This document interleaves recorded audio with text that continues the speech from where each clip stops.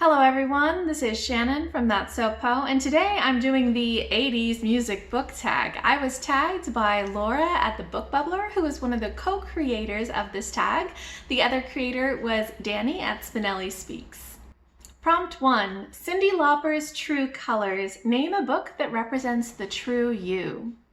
For this, I'll go with Adulthood is a Myth by Sarah Anderson, which is the first collection of the Sarah Scribbles webcomic. I love this webcomic and I love the collection of comics that are put into this book.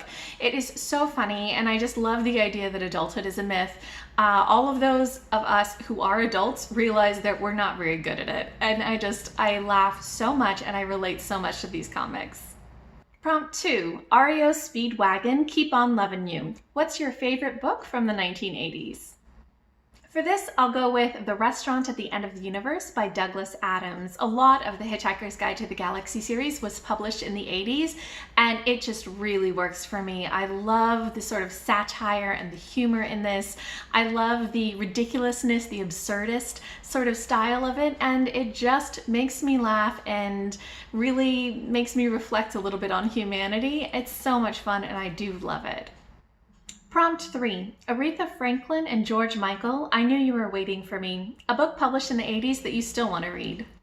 For this, I'll go with The Remains of the Day by Kazuo Ishiguro. I loved Never Let Me Go by Ishiguro, and I cannot wait to pick up The Remains of the Day. It's about a butler in the 50s, and it just sounds like it's going to be really interesting. I think Ishiguro does excellent atmosphere and characters, so I can't wait to get my hands on this.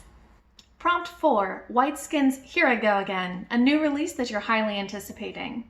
For this one, I'll go with Mexican Gothic by Silvia Moreno Garcia. I loved everything that I have read so far by Silvia Moreno Garcia, although it's only 2 books, Gods of Jade and Shadow and Untamed Shore, but both of these I thought had really amazing atmospheres. I loved the feminist take on them. I loved the way that it turned your expectations and gave you a very different ending than you went in expecting. I definitely want to try more of her, so I can't wait to go again. Prompt 5. Dead or Alive, Spin Me Round, a book that you want to reread.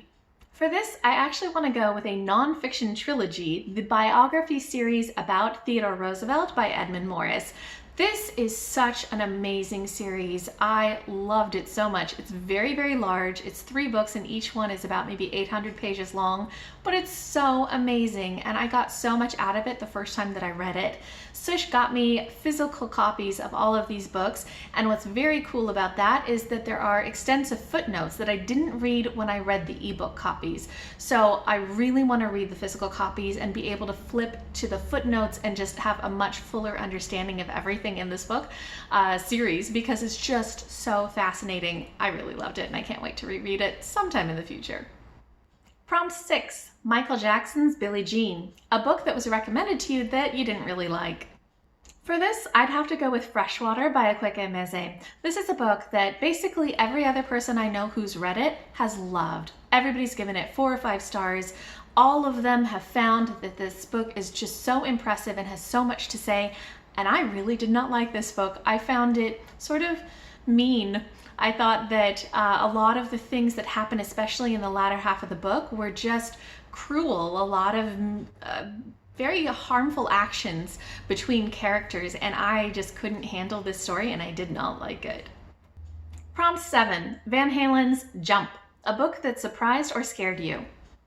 I don't read too many scary books, but recently I read Dead Voices by Catherine Arden, which is a middle grade horror, but it still scared me. Even so, it was a very, very good book, and I really do love the way that Catherine Arden creates atmosphere, so I recommend it, but it scared me. Prompt 8. Hearts, What About Love? What do you love about BookTube? I love so many things about BookTube, but I think the thing I love the most is the way that BookTube has helped me grow as a reader.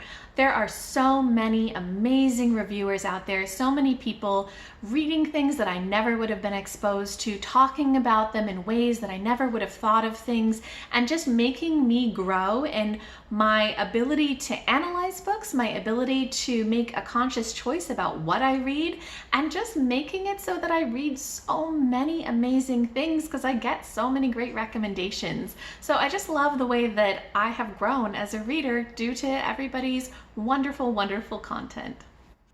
And as a bonus, show a picture of yourself from the 80s. I definitely was going for the 80s look.